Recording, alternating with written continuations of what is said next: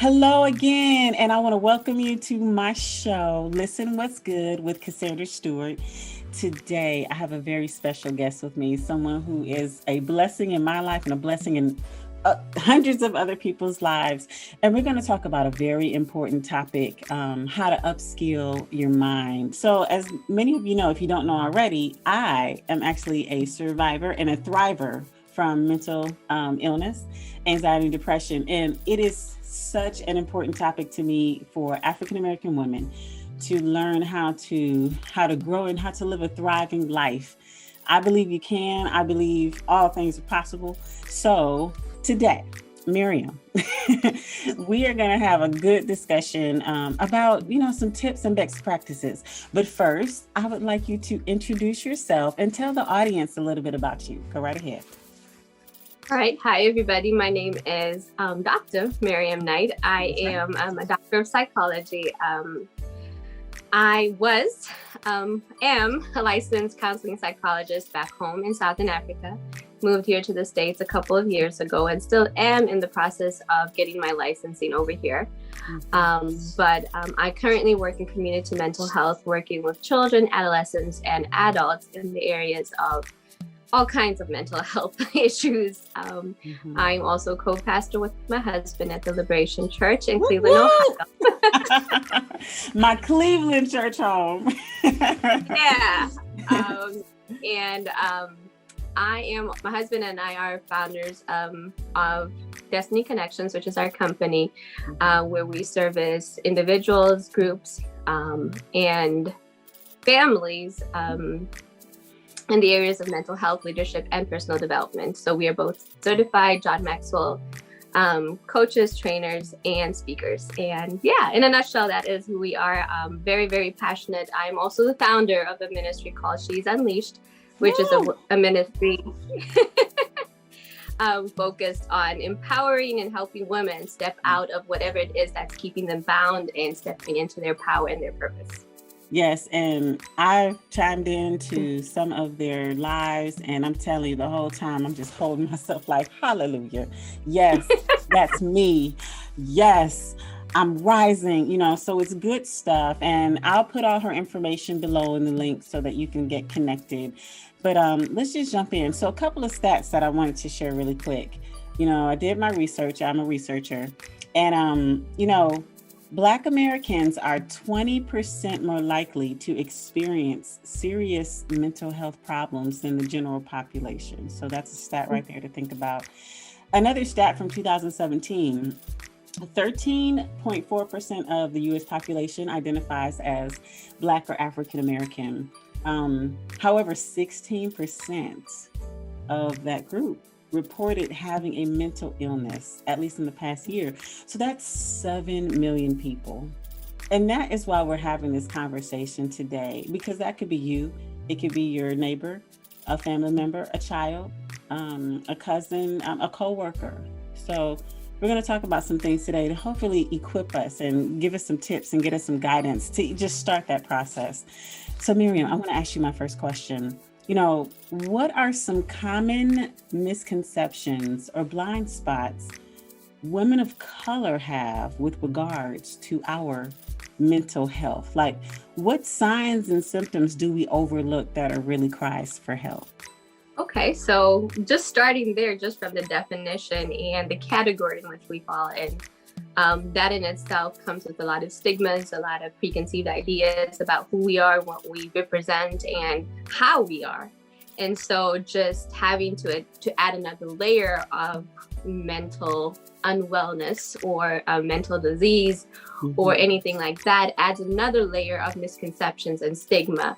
And so a lot of times we feel that we can't say that we've got a mental, I want to use the word unwellness. I like that. And I'm going to change my language too, mental unwellness. Right. I love that language. Let's go with it.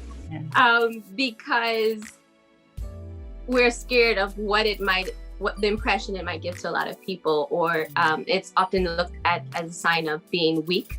And because we have strong Black women, that's the idea that we feel like we need to keep maintaining. A lot of that is misconceived as well, because strong often means aggressive. Strong often means intolerant, means unreasonable, and all those things that are associated with that stigma and that name. So a lot of times we feel like we can't. We're taught that we need to cope and manage on our own. We feel unsupported. We feel that we can't ask for help. We can't admit that there is an area of weakness or not being well in our mental state, our emotional state, our physical state. And so a lot of us, we don't ask for help. We've learned that we need to be busy. We need to be constantly on the go. And that is associated with productivity, that we have to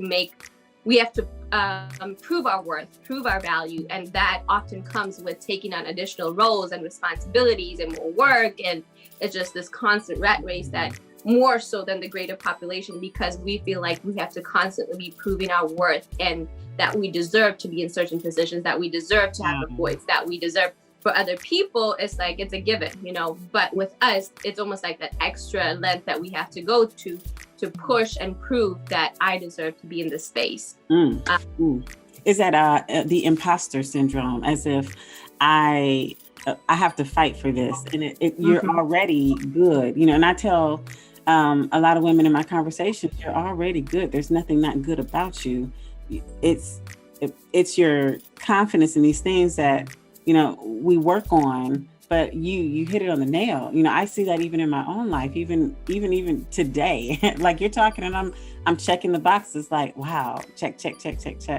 And I guess my follow-up question is, are these, if we find ourselves busy trying to, people please or overwork things, are these cries for help? Like, what are the cries for help? Can we say are signs that, hey, we might need some extra help? So I put down a couple that I thought was, especially with a woman of color, strong, powerful, anointed, gifted woman. Here are some signs that I thought we should pay attention to. You're exhausted. Very simple. You're exhausted. And it's not a bad thing, because you are juggling so many balls and so many things, and you're trying so hard not to let any of these fall. Mother, sister, businesswoman, career woman, all this stuff. You're trying to keep all of these: wife, partner, friend, sister, all of this. So if you are exhausted, that is a sign that it's something we should pay attention to. And a lot of times we don't pay attention to the fact that I am tired, I'm exhausted. You're irritable all the time, snapping at everybody. Now that often gets tied into angry Black woman. But hey, I'm exhausted. And here's the thing: if I'm exhausted, I don't have the tolerance for a lot of things. It's just human nature. It's not making you anything extra than that. You find yourself holding together so much anger and resentment inside of you. You feel like you're about to explode, not because of anything else except I'm exhausted. And some of us are running all day without eating. So you are hungry. Right. I'm just hungry and tired. It As makes me angry. Gummy bears behind my laptop out of the shot. Right. So you're hypersensitive. People say things and you're jumping to reactions. Again, those are often symptoms of PTSD, because when we have been through trauma, when we've been through, just thinking about the last year and all that women have had to contain, being a mother, a homeschooler, a teacher, a coach, a therapist, everything to your children in this last year, plus other responsibilities that you had to maintain. That is traumatic in itself. And then a lot of women have been through in this last year being confined to spaces where they didn't have the support that they needed. And so just having to go through a lot of losses, even on a relational level, because you've been forced to deal with things that you were maybe not ready to deal with, but because of confinement, you had to deal with those things head on. So being hypersensitive, someone says something and you take it the wrong way, and you're wondering, why did I even react that way? You find yourself resorting to numbing or addictive behaviors. And yes, I will say it. You find yourself It's more than just that glass of wine. It's not just every now and then. Now it's every night that you need that glass of wine to go to sleep, or you need it to wind down. You know? Exactly. Or you find yourself engaging in sexual behaviors that you wouldn't normally engage in because you feel the need to normally would not. You feel the need to be alive because you're just on the go constantly, and you find yourself numb to the emotions, numb to experiences, and a lot of times we find ourselves doing things because we need a sense of feeling alive, and these things make you feel alive for a few seconds and then it passes by. You might find yourself overeating and you're gaining weight, and it's more than just you're trying to numb the emotion, numb what you're experiencing. You're isolating yourself. You're not picking up those phone calls, you're not responding to those texts. When someone asks you to go out, you don't want to be bothered. You don't have the emotional, mental energy to engage with anybody. You go on social media and it's just exhausting and draining for you. You don't even feel like responding or doing anything like that. You start having gastrointestinal issues. If you're not verbally speaking about these things that are overwhelming you, your body starts speaking for you. So stomach ache. Wait. She just said a thing there. Say that again. You're giving us all this great stuff, but you just said something. I need to hear that one more time, Dr. Pastor. So if you are not verbalizing what you're feeling, what you're thinking, what you're going through, your body will start speaking for you. She said a thing, y'all. All right. So you'll start having, if you're having gas all the time, you're bloated all the time, you start having diarrhea. Yeah, I'm going to go there. Or constipation, or you're nauseous all the time. Just all these things. And I'm so sorry for jumping in. For me, the stress of the pandemic has caused old injuries to now hurt again. I had a car accident back in 2009. So my mid back of my neck was starting to hurt. A knee injury from high school. My knee was hurting. I was using my KT tape on my elbow from an accident at an amusement park. I noticed, and those were my signs and symptoms to say, Cash, you got to slow down. You have an unused PTO. We just got an email from our female CEO saying, hey, you guys are racking up PTO. I need you to use your PTO because I need you to take care of yourselves. Respiratory issues. Your asthma is acting up even worse. You start getting heart palpitations. You feel like you're about to have a heart attack, but it's more likely an anxiety attack.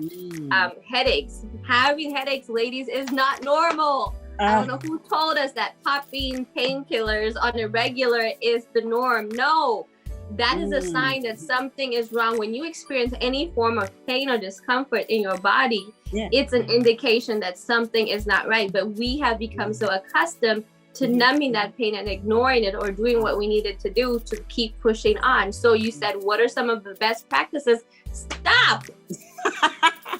STOP. Stop. Breathe. Take a moment and take some time off and actually be present with yourself. And that's another thing, is like a lot of us are not present with ourselves. We're barely even there. And you can tell it with your kids that are, Mom, you're not really here. Or Mom, I'm trying to talk to you. And you're like, I hear you, but you're not really hearing. Or your spouse is saying, your partner is saying that. Stop, take a moment, take inventory of what is going on. Pay attention to what's going on in your body, what you're feeling. These loud, someone put it this way. They said, if you don't listen to your body speaking to you, your body starts screaming at you. And then that's when you now have to go, the cost and the expenditure on that screaming, the things that you ignore, the things that you numb, eventually are going to cost you more in the long term. So stop, take inventory, and don't see, I think we've now, self-care is almost like a buzzword. Everyone's talking about self-care. But can we move beyond self-care being about taking a massage, doing your nails, those things? Instead, see it as a daily restorative practice. Lifestyle. Yes. My hashtag. So in as much, my hashtag, in as much as this is a lifestyle. I love how we have This is good. This is good. I'm gonna let you talk. I'm sorry. Go ahead. No, you're fine. I mean, in as much as we're pouring out, and we're pouring out to our children, to our friends, to our family, to our churches, to our businesses, to our clients, we're just pouring and pouring and pouring. So think of it this way: as a car. When you use a car, you have to fuel up. And a lot of times we don't fuel up. We are just going, going, going. And I had this revelation a couple of weeks ago of, I never asked my car to drive another 10, 20 miles on an empty tank. Why is this like blowing my head up? Like, and we do that all the time, Pastor, Doctor. What should I say? DP, there we go, Dr. Pastor. But we do that all the time. It's like, and you know what? I was guilty even doing it today, saying, yes, one more phone call. And it's like, why? It's like, because you have a metric to meet, but why? At the risk of myself? Oh my gosh. Okay, I didn't expect this level of conviction. Oh, it's been me. So for me, my body crashed in December, and it was after pushing myself even beyond the point. Like I had started to see headaches as I was just popping pills because the headaches were continuous, doing telehealth 5 days a week, all day.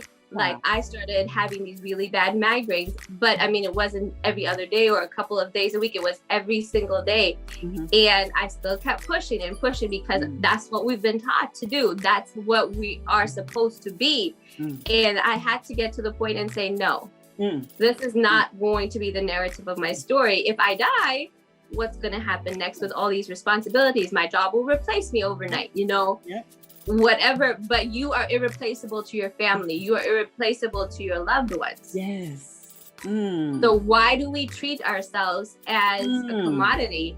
And here's the thing, going back to my illustration about a car, if I push a car to drive more on an empty tank, right, for 10, there's a breakdown that starts to happen.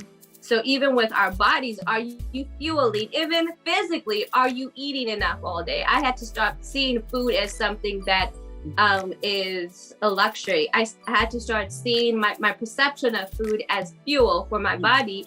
And that also determines what I eat. I had to start thinking of my health and wellness in a more holistic perspective and saying, I can't afford to put pizza in my body. I can't afford to put this in my body. It's not the fuel that I need. It's blocking my system. It's blocking my energy. What is the fuel that I need to be able to sustain me through the day? Taking a break to actually eat is necessary for me to have energy and the fuel for the rest of my day, because then we end up pouring from a place of emptiness and a place of depletion. But what are we pouring out?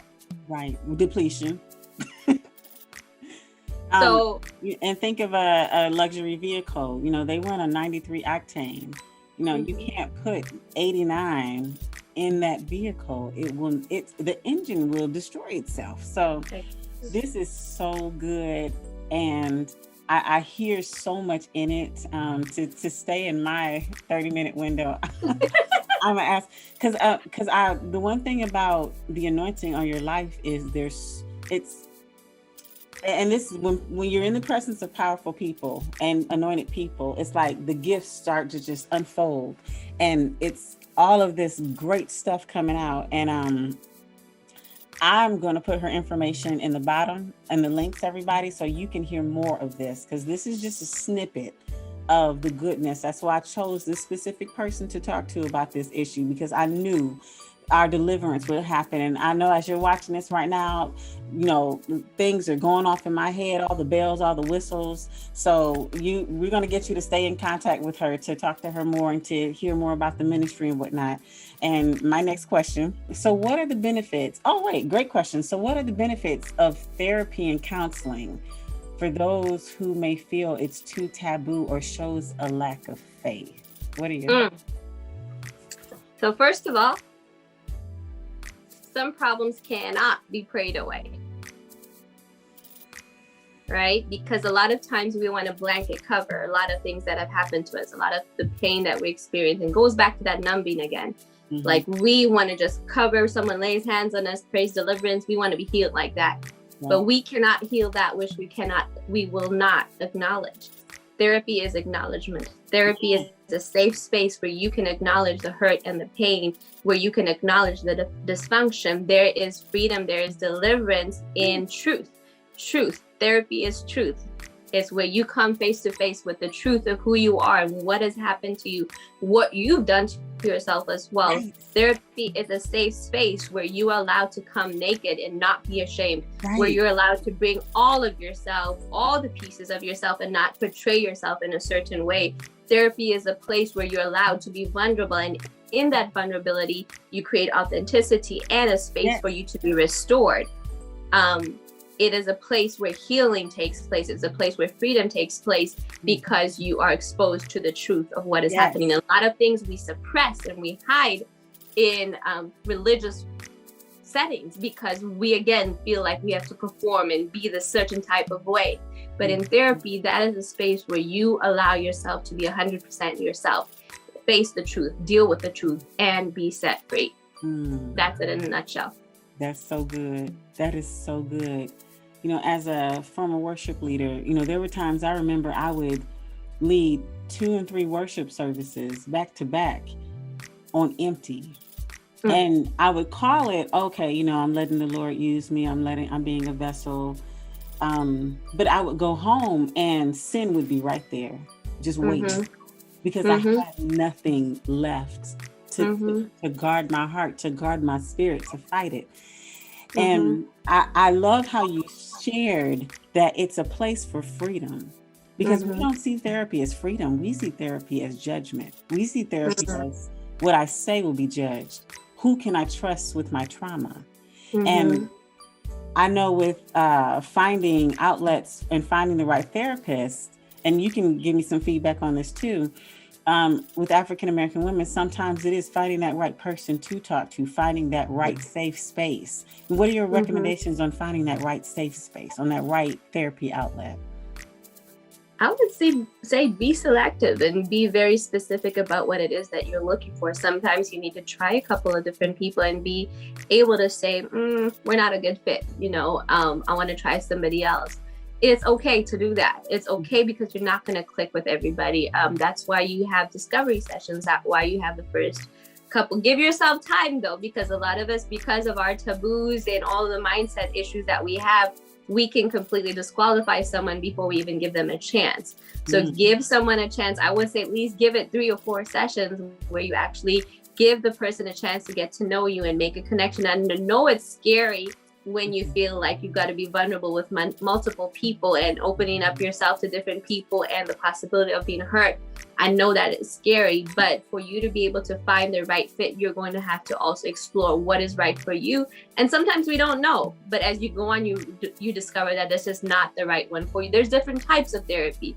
So also be open to exploring what is your specific type. I'm very specific when I look for a therapist because I know what I need. So in this specific season of my life, because of what's going on in my physical body, I specifically sought out someone that specializes in somatotherapy, someone that works with what's going on in my body and how that relates to my emotions and my trauma. So do your research and explore what are the different types of therapy that are available. What is something that resonates with you? Sometimes it's with your gifting. If you're a writer, you might someone that does something with narrative therapy. If you are a musician and an artist, you might want somebody that does music and art therapy. You know, there's different types. Explore that. Be specific about what it is that you desire and give yourself permission to explore different ones and see which one fits well. She said a thing, give yourself permission to do it. I'm going to tell you, I have a screensaver that says, sometimes strength takes courage. And we must give ourselves permission to heal. Give ourselves permission to say no. Give ourselves permission to set appropriate boundaries. Yes. That is protecting ourselves. It's not just self-care. It's you preserving you. My famous saying I used to say to my staff, you know, you are more important than what you do. Come on. What you do, someone else can come in and pick it right up. But you are the only you. What's that Dr. Seuss book? You are you. And you are more true. There's no one newer than you. Yes, there's nobody newer than you. There's nothing more true. Only you can be you. You have those beautiful fingerprints that only God gave you. We need you. So hear me talking to you, young lady, young man, mature lady, mature man. This is great information. You know, your mental health, your mind is very important. So I'm talking to Mirriam. She's giving us excellent stuff here today on Listen What's Good. My next question is, what is the number one thing you want women to know about upskilling our mental health? You are only as strong as your support system. That is so good. Oh, man. So build one. If you don't have one, yes. Identify what it is that you need and build that support system. It's not going to happen automatically. Right. You've got to self-tailor make your support system and eliminate those things that don't serve you, you know, and those people that don't serve you. And some people assume they're part of your support system. It doesn't necessarily have to be family or friends. You can build a support system that you need out of professionals. You can build a support system out of coworkers. You got to give yourself permission to create the support system that you need for your needs, however that might come up. That is so good. I'm gonna ask a follow-up question. I know we're a little over. When it comes to building your support system, what if I'm afraid to do something? And I have my own personal answer, but I want to hear from you. What are your thoughts? How do you approach someone who says, I'm afraid to call this specific person with this specific type of therapy? I'm not sure. What do you say about that? What's the worst case scenario? The worst they can say is no. And that frees you up to try another avenue. And there's a guy who, what is his name? He did a whole experiment on, it's called a no experiment, I believe. And while you're looking for that, what you just said felt like a virtual hug. Like my heart felt like you hugged me when you said, the worst thing that can happen is no. It felt like a pat on my back, like it's okay. Like I appreciate that. Thank you. I'll snag that one for me. But anyway, he did this experiment on just going to different people and asking the most craziest things, and just discovering what it felt like to say no. And the more he went with the no, he started asking questions. Can you tell me why your answer is no? That there's more behind the no. And someone might be saying no because they're not a right fit for you. Can we be okay with the fact that someone's not a right fit for us, and instead open ourselves to explore and discover that person that might be a right fit for us?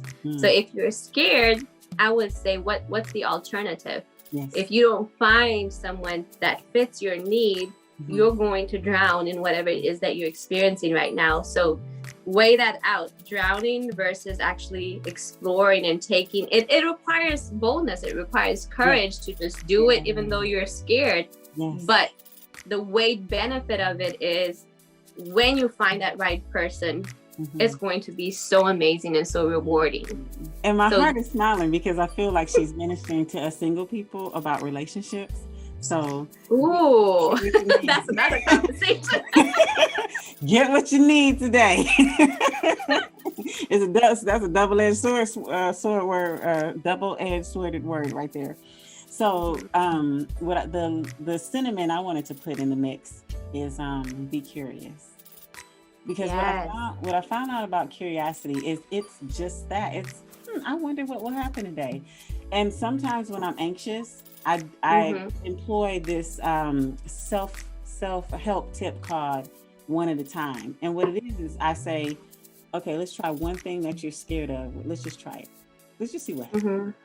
And then I'll do it. And it's like awesome. And I'm like, okay, good job. And I champion and I celebrate that success. And it gives me enough courage to try one more again. Yes. So I'm saying that's just my own thing that I learned in life. But I like to say, try, be curious if you are scared, because like she said, the worst thing they can say is no, and no is not a bad thing to hear. No, no is good.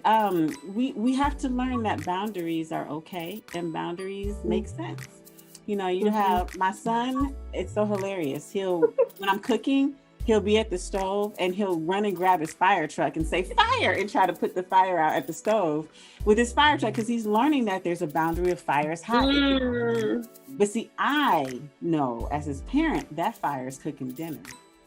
So, just be curious, try. Okay, I'm going to my next question. Okay. The book, real quick. And that might be your next question. So the book is Rejection Proof. How I Beat Fear and Became Invincible Through 100 Days of Rejection. It's by, his name is, I'm going to butcher this name, Jiang, something like that, Jia, and the last name is Jiang. And if you go online, you can actually find, there's like different, it's 100 days of rejection, 100 days of rejection therapy. It's just how to experiment with no. Y'all, this is good stuff. This is Listen What's Good with Cassandra Stewart, and I have Mirriam with me today. Pastor Mirriam. I keep forgetting the DK and the DP. So I'm so sad it's my last question, because I enjoy talking to you. I enjoy the wisdom that you give. What is one thing you recommend that women do to upskill our mental health knowledge? So you gave us that book about learning how to, practice no, or the parameters around that, but what other books should we be reading? What courses should we be taking? What people should we be talking to? This is a new one, and I know a lot of Christians might actually reject this, but I am learning to do a lot of mind work. A lot of it is up here. So any book that you read by Dr. Carolyn Leaf is a good one. She teaches you a lot about how your brain and your mind works. And a lot of it is because as Christians, again, we expect us to just pray and pray the problem away. And a lot of it is the transforming of the mind. Yeah. It's thought patterns that we've developed over the years. It's things that have been said to us, things that have been done to us that continue to shape and form how we show up in life. So I'm doing a lot of mind work. So reading courses and reading books that challenge the way you're thinking about your life, and actually doing affirmations and doing actual mind work to reprogram your mind and your mindset, and identifying what are those thoughts and those core beliefs that are central to what you are believing and how you're showing up in life day to day. So some of the books I can recommend, Napoleon Hill, How to Own Your Own Mind. Is a really good one. He talks about a lot of practical stuff. There is a book by Laura Harris.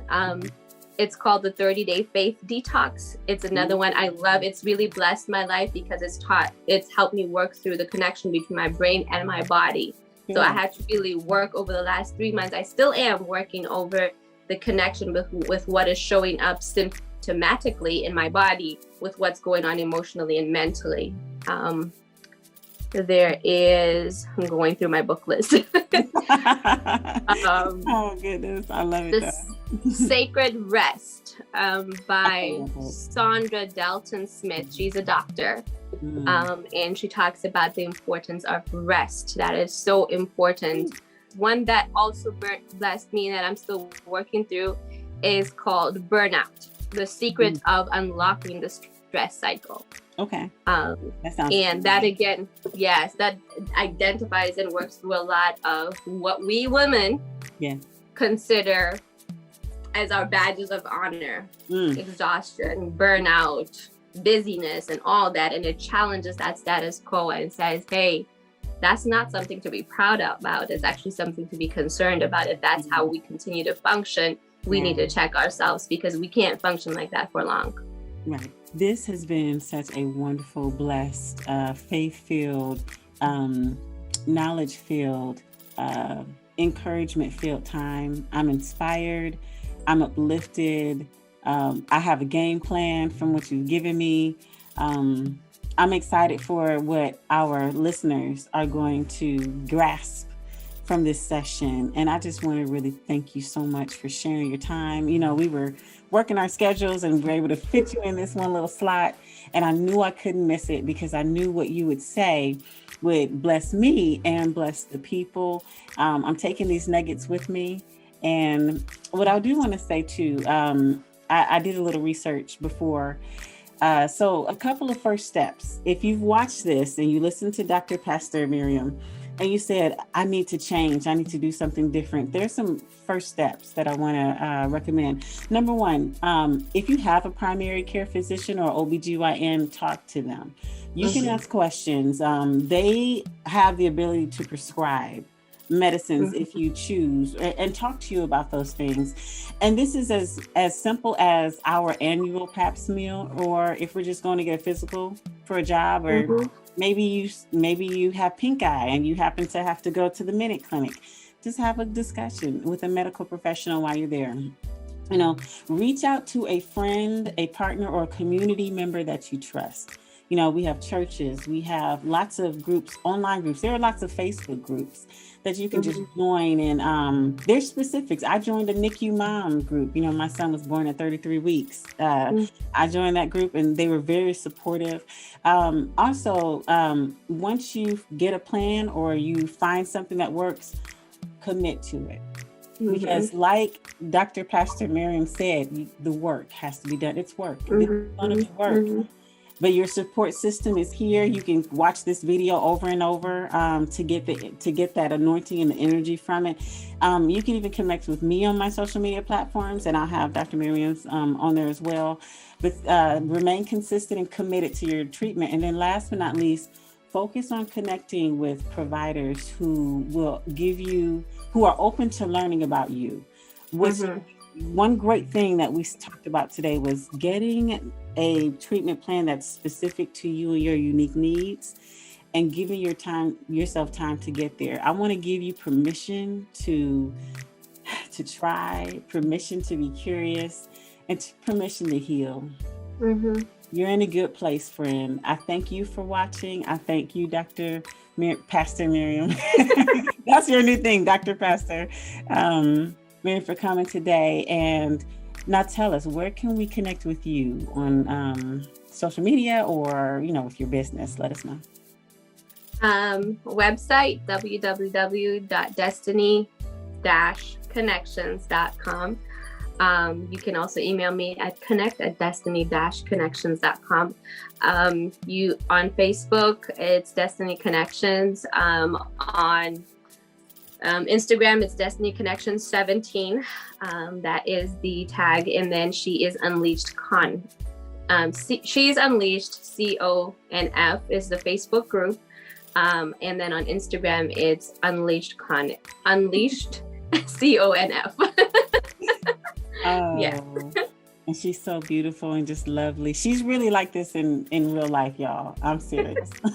She's not just doing that because the cameras are on. She's just the apple pie. She's just sweet. So I thank you, my Cleveland pastors. And for those of you who chimed in, thanks again. And like I always say, in everything you do, get to the good. Thank you for watching Listen What's Good with Cassandra Stewart. I hope you have a wonderful day. Bye-bye.